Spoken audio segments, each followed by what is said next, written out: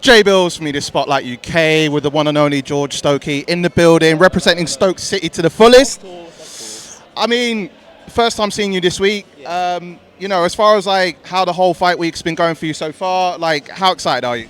I mean, I'm buzzing for it. I haven't sort of gone on socials and done anything like that. I've stayed off it a bit, focusing on my fight. But the numbers I've seen are doing quite well, and that's not all that matters. But in fight week, you want to sell a fight, and I think we have sold the fight. I know a lot of people will be tuning in on Saturday night and tuning into the right result as well. I believe, I wouldn't be saying this if I didn't believe it, that I have the capabilities to beat Lewis and comfortably. So I believe I will do that on Saturday. A lot of people have been saying that this is like the people's main event. Yeah. There's a lot of hype surrounding your fight. I mean, take me through how we even got here in the first place. Because I mean, you've had a few weeks training. Yeah. But tell me how we got here. So I mean, Mams reached out to me because I think Lewis reached out to Mams or something like that.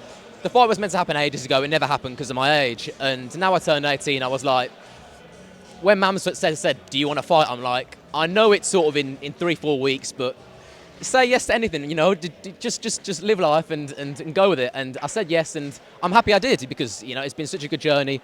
I've helped myself mentally, physically, everything. It's been really good. And when I saw the card, I obviously realised it's a pro card. There's so many big fighters here, and me and Lewis aren't sort of. We've been doing this for 3-4 weeks now. He's been doing it a little longer, but I've been doing it 3 weeks.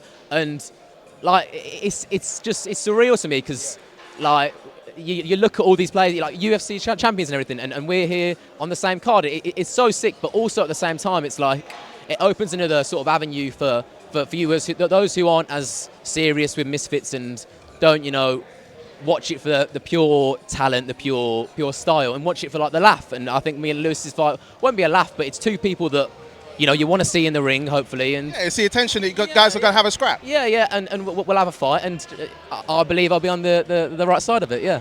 Well, I mean, being an online football legend on Twitter, how does it put in perspective for you for, having comments online in terms of football to now being on the big stage on Misfits? Yeah, it's mad. And I mean, especially as my whole thing wasn't based around football entirely. It was, I spoke about Misfits as well. And I'd come to Misfits as a fan, watching it, loving it. And then as I built my sort of social media up, I got backstage and I got to do media work here. And then, even a 6 months on, you're fighting on the card. It's it's such a cool journey to go on. And I'm loving every single second of it, which is why I'm taking it all in. It's surreal to me.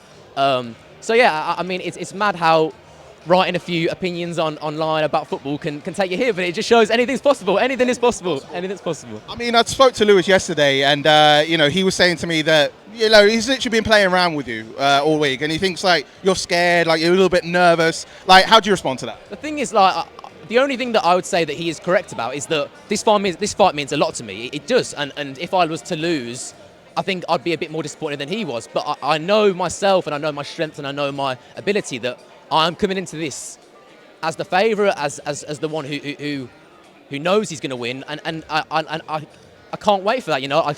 As much as it's sort of a tense moment, and you're desperate to win, I can't wait for the sort of feeling after when you've worked this hard and you've got this far, and the sigh of relief when you've finally got that win, and you can look on the future and the second and third and fourth maybe potential fights, and that's what I'm looking forward to, honestly.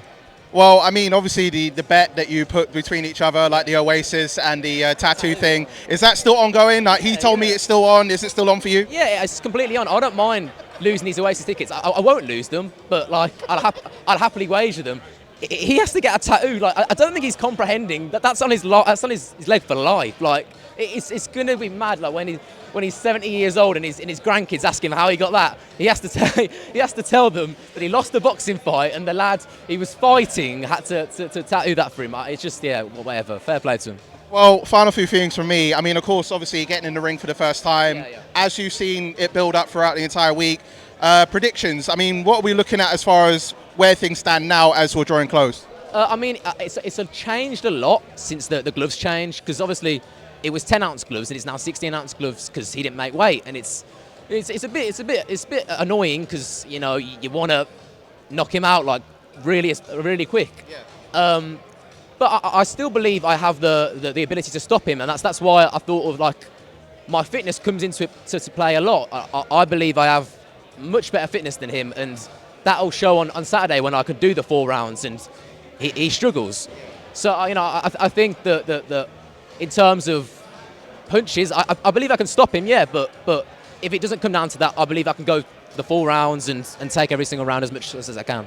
And I've been hearing that, should you win your fight, that you'd want to call a certain someone out. Yeah. Is that still the case? Like, who are you looking to call out? I mean, I've looked down the Lewis Bowden podcast route, and he's got a lot of mates in the scene. He's very well accorded. Like he has a good resume. A lot of mates, and Tom Garrett, Theo Baker. The list goes on. But come fight night, I can make that full announcement after the fight when all goes well.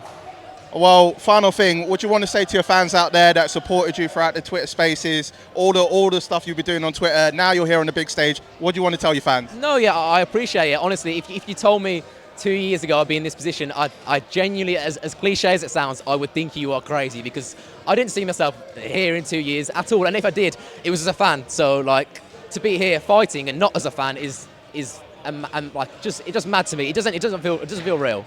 So yeah, I'm taking every single moment like with a pinch of salt. Like, I'm so happy to be here. It doesn't feel real, and I can't wait to get on the stage tomorrow and sort of show everyone what I'm made of. Show everyone I'm not just this kid that's behind a screen that just tweets about football all day. That he's got a bit of heart, a bit of desire that can knock a lad out. Yeah, I can see the passion in you. It's like you really want to prove a point for tomorrow night. Well, George, absolute pleasure to meet you. I wish you all the best for tomorrow night. I know the people's main event, as people have called it. The hype is there. Can't wait to see your fight, my bro. Thank you. Thank you.